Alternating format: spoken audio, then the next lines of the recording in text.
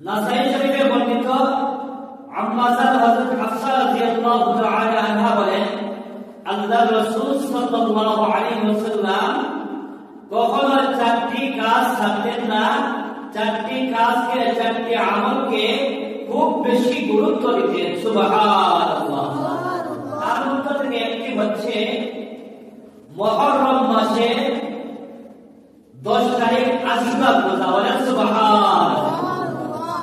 মুহররম মাসে 10 তারিখ আশুরা রোজা। এই দিন যে ব্যক্তি রোজা রাখবে, আল্লাহ সুবহানাহু ওয়া তাআলা আগের পরে 2 বছরের গুনাহ মাফ করে দিবেন। বলেন সুবহানাল্লাহ।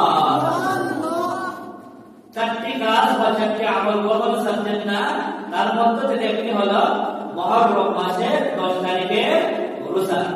2 নম্বর আমল হচ্ছে যে জিলহজ মাসে প্রথম 10 দিনের রোজা রাসূল সাল্লাল্লাহু আলাইহি ওয়াসাল্লাম কখনো ছাড়তেন না। বলেন সুবহানাল্লাহ। প্রত্যেক দিনের রোজা, জিলহজ মাসের প্রথম 10 দিনের রোজা, এক দিনের রোজা 1 বছরের রোজা রাখার সমান সওয়াব। বলেন সুবহানাল্লাহ।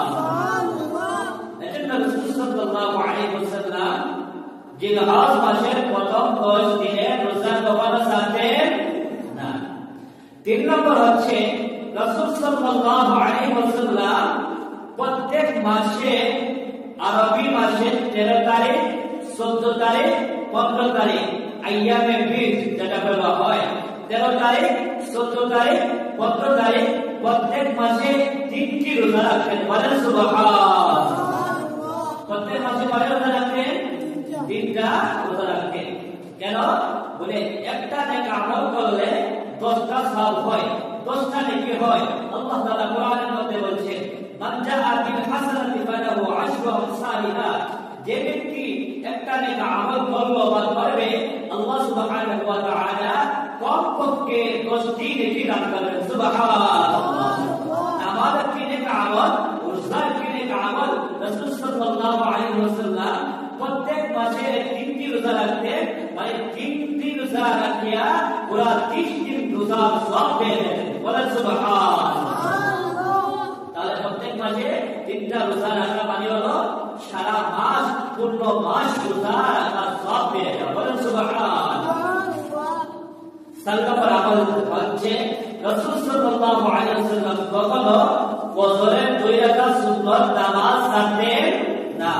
ফজরের 2 রাকাত সুন্নাত নামাজ ছাড়তেন না। বলেন সুবহানাল্লাহ। এই নামাজ অনেক বেশি গুরুত্ব, খুব বেশি গুরুত্ব। রাসূল সাল্লাল্লাহু আলাইহি ওয়াসাল্লাম জীবনে কখনো ফজরের 2 রাকাত সুন্নাত নামাজ ছাড়তেন